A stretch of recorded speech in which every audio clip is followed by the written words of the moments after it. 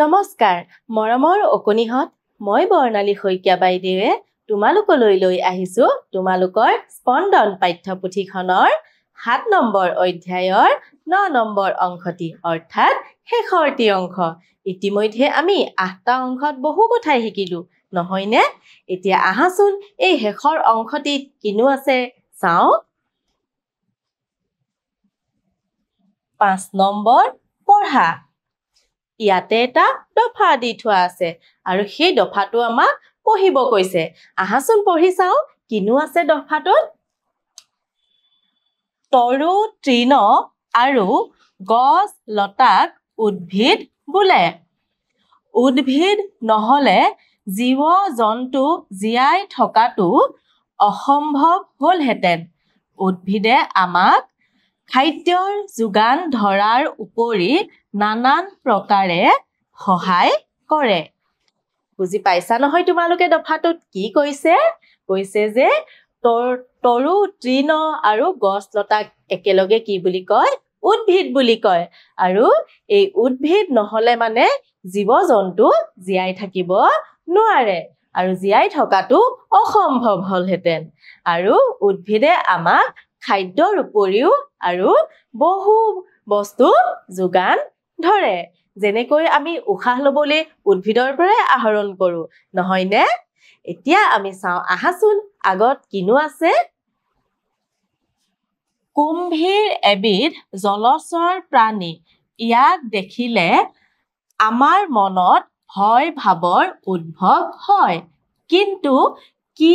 অদ্ভুত কথা কুম্ভীৰেও মানুহক ভয় কৰে এতিয়া গম পাইছানে কুম্ভীৰ এবিধ জলচৰ প্ৰাণী আৰু কুম্ভীৰ মানে কি সাধাৰণতে ঘৰিয়ালৰ নিচিনা আৰু ইয়াক দেখিলে আমাৰ কি হয় আমাৰ ভয় লাগে নহয়নে কিন্তু আচৰিত কথা কি জানানে কুম্ভীৰেও মানুহলৈ ভয় কৰে গতিকে আমিও ভয় কৰো কুম্ভীৰেও ভয় কৰে নহয়নে এতিয়া আহাচোন চাও আগলৈ কিনো আছে ইয়াতে কি কৈছে ৬ নম্বৰত কি কৈছে চিত্ৰ কথা পঢ়ো আহা দেখিছানে তোমালোকে এই ছবিখন কি দেখিছা বাৰু ইয়াত শিয়াল আছে নহয়নে আৰু দুটা পোৱালি আছে নহয় জানো এই ছবিখনৰ আধাৰতে কিছুমান কথোপকথন দিছে আহাচোন সেই পঢ়ি চাও কিনো কথোপকথন দিছে প্ৰথমতে আছে কি ইয়াতে চোৱা এইজনী ধৰি লোৱা এই পোৱালি কেইটাৰ মাক আৰু এইজন দেউতাক আৰু দুয়োজনে কিনো কথা পাতিছে আমি চাওচোন আহা প্ৰথমতে মাকে কৈছে এইখন হাবিত খোৱা বস্তুৰ নাটনি হৈছে তেতিয়া দেউতাকে কৈছে বলা পোৱালি কেইটাক লগত লৈ আমি আন এখন হাবিলৈ যাওঁ বুজি পাইছা নহয় তোমালোকে কি কথা পাতিছে তাৰ পাছত চাও আহাচোন কিনো আছে তাৰ পাছত মাকে কৈছে কি হল তাহাঁতি গৈ হাবিলৈ গৈ এটা গুহা পালেগৈ আৰু গুহাটোৰ ভিতৰলে পোৱালি কেইটাৰ সৈতে সোমাই গল তাৰ পাছতে মাকজনীয়ে কৈছে ইয়াত দেখোন কি কৈছে ইয়াত দেখোন জন্তুৰ হাড়বোৰ পৰি আছে এইটো এটা বাঘৰ ঘৰ হবলা বুলি মাকে কৈছে তাৰ পাছত তেতিয়া দেউতাকজনে কি কৈছে শুনাচোন ৰাতিটো গুহাটোতে থাকি লওঁ বুলি দেউতাকজনে কৈছে তাৰ পাছত চাও আহাচোন কিনো হল তাৰ পাছত আকৌ মাকজনীয়ে কৈছে কি কৈছে যদি বাঘটো নিজৰ ঘৰলৈ আহে তেন্তে কি কৰিম ভয় কৰিছে মাকজনীয়ে নহয়নে যদি বাঘটো নিজৰ ঘৰলৈ আহে কি কৰিম বুলি কৈছে তেতিয়া দেউতাকজনে কৈছে যে মই বাহিৰত পহৰা দি থাকিম বাঘ অহা বুলি জনালে তুমি পোৱালি কেইটাক কেনেবাকৈ কন্দুৱাবা বুজি পাইছা নহয় তোমালোকে দুইটাই কি কথা পাতিছে তাৰ পাছত চাও আহাচোন কিনো হল তাৰ পাছত এনেতে কি হল বাঘ এটা গুহাৰ ওচৰলৈ অহা দেখিলে কাৰণ এই গুহাটো কাৰ আছিলে বাঘৰ আছিলে আৰু বাঘটোতো নিজৰ গুহালে আহিবই নহয় জানো আৰু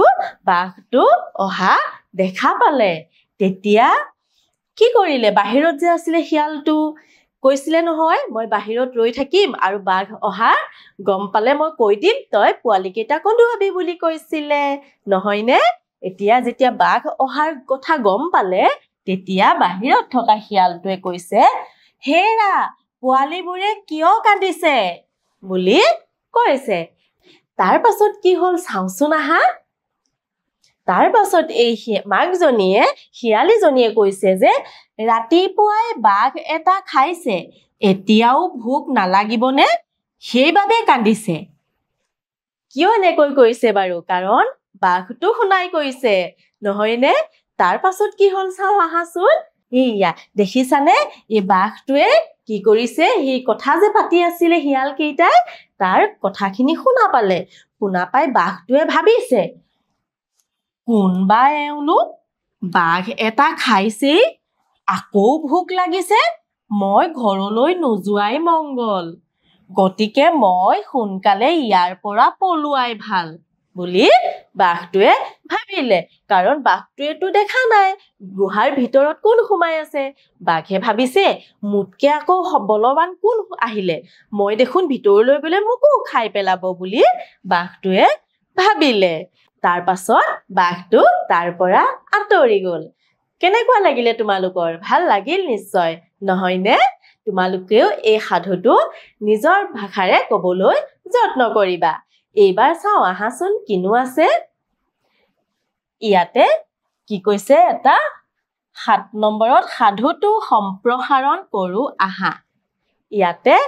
সাধু এটাৰ প্ৰথম অংশ দি থৈছে আৰু বাকি অংশসমূহ আমাক নিজেই কৰিব দিছে আহাচোন কিনো লিখি থোৱা আছে পঢ়ি চাও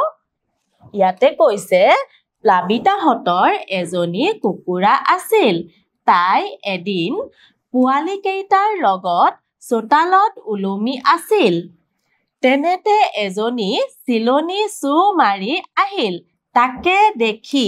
কুকুৰাজনী কক ককাই উঠিল আৰু তলত কৈছে সাধুটোৰ নাম এটা দিবলৈ নাপাহৰিবা এটো তোমালোকক নিজেই কৰিব দিছে তাৰ পাছত সেই কুকুৰাজনীয়ে কক ককাই উঠাৰ পাছত কি হল তোমালোকে নিজেই চিন্তা কৰি লিখিবা আৰু লিখাৰ আগতে সাধুটোৰ নাম এটা দিবা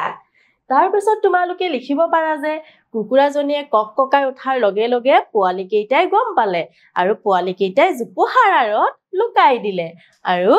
কুকুৰাজনীয়েও সেই কি হল চিলনীজনীলৈ খেদা মাৰি গল আৰু নিজৰ পোৱালি কেইটা বচাবলৈ যত্ন কৰিলে তেনে ধৰণেও লিখিব পাৰা নতুবা তোমালোকে নিজৰ ভাৱেৰেও লিখিব নিজে ভাবি লৈও লিখিব পাৰা চেষ্টা কৰিবাচোন তোমালোকে আৰু তোমালোকে নিজৰ সমনীয়াৰ লগত বহিখন মিলাই চাবা কোনে কেনে ধৰণেৰে লিখিছা তাৰ পাছত চাও আহাচোন কিনো আছে ইয়াতে এটা হাতৰ দি থোৱা আছে হাতৰ ভাঙো আহা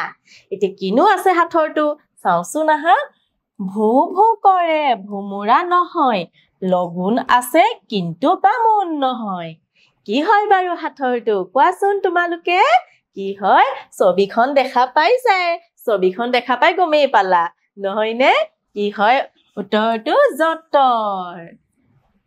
নহয়নে তাৰ পাছত কি আছে চাওচোন আহা প্ৰকল্প ইয়াতে এটা প্ৰকল্প তোমালোকক কৰিবলৈ দিছে কিনো দিছে পঢ়ি চাও আহাচোন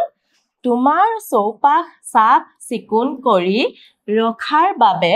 এখন পোষ্টাৰ তৈয়াৰ কৰা